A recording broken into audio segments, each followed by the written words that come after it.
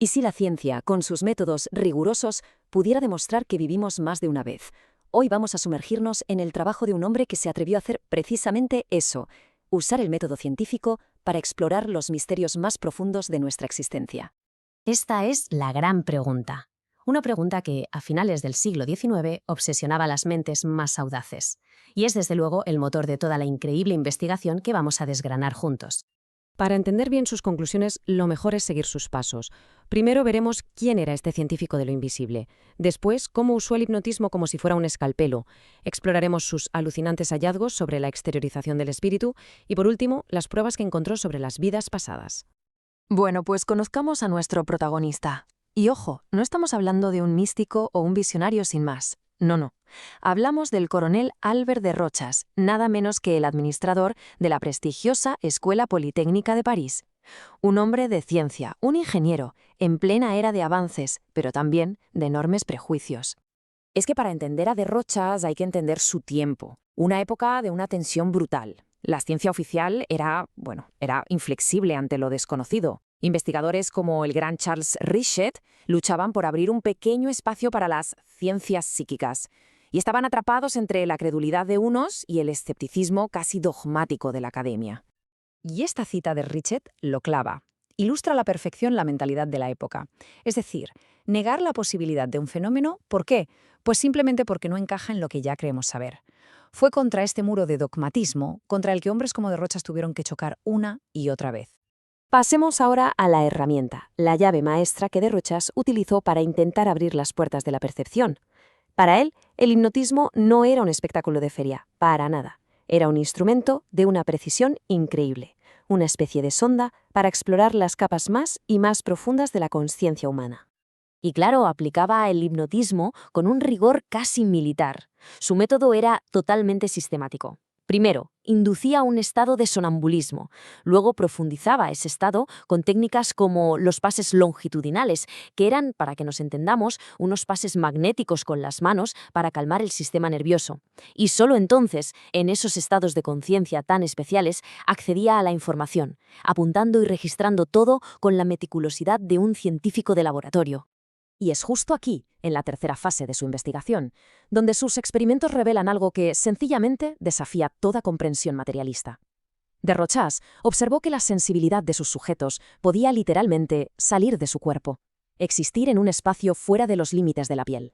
Esto es un testimonio directo de uno de sus experimentos. Hay que imaginar la escena. De Rochas pellizca el aire, el espacio vacío donde, según él, se encontraba el doble etérico o cuerpo astral de la sujeto, y ella, la persona física, reacciona, siente el pellizco, un fenómeno observable y, según sus notas, totalmente repetible. Impresionante. Claro, este fenómeno, que él llamó exteriorización de la sensibilidad, encajaba como un guante con un concepto clave de la filosofía espírita, el periespíritu, esta envoltura semimaterial que une el espíritu inmortal al cuerpo físico. De repente, dejaba de ser una idea abstracta, una teoría, para convertirse en algo que, al parecer, se podía investigar en un laboratorio. Pero si lo anterior parecía increíble, de Rochas no se detuvo ahí. Profundizando aún más y más en esos estados hipnóticos, llegó al punto culminante de toda su investigación. Llevó a sus sujetos más allá de su vida actual, a un territorio que la ciencia de su tiempo ni se atrevía a mirar, el recuerdo detallado de sus encarnaciones anteriores. Uno de sus casos más famosos fue el de una sujeto a la que él llamaba Mayo, para proteger su identidad. Bajo una hipnosis muy profunda, no es que recordara, es que revivía, se convertía en una personalidad anterior, un hombre de otra época llamado Charles Mauville. Es que la transcripción directa de la sesión pone los pelos de punta. De Rochas le ordena, retrocede, eres Charles Mauville, a los 30 años, estás ahí. Y la sujeto, con una voz y una identidad completamente distintas, responde en francés, sí. Pero claro, un científico como él no se iba a quedar solo en las palabras, buscaba pruebas físicas, tangibles. Le pidió a esa personalidad, a Mauville, que escribiera su nombre. Y esto fue lo que obtuvo, una firma. Un artefacto del pasado, por así decirlo, manifestado en el presente.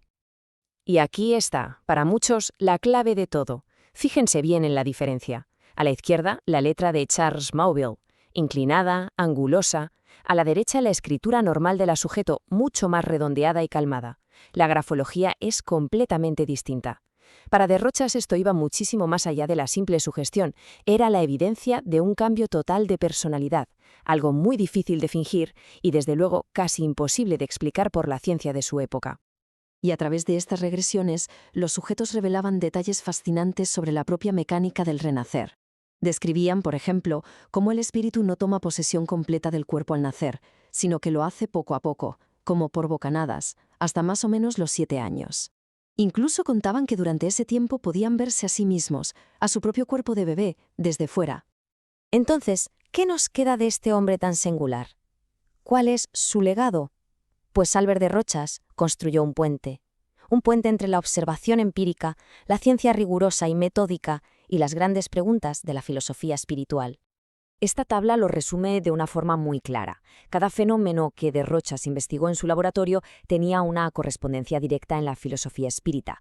La exteriorización de la sensibilidad era la prueba del periespíritu. La regresión hipnótica era la prueba de la reencarnación.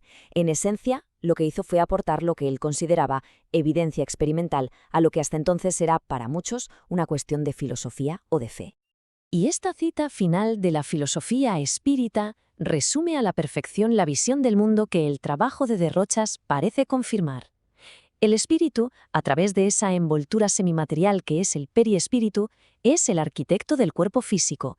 Y este cuerpo no es más que un vehículo temporal, una envoltura más densa para nuestra experiencia aquí en la Tierra. Al final, toda la investigación de Rochas nos obliga a plantearnos una pregunta muy profunda.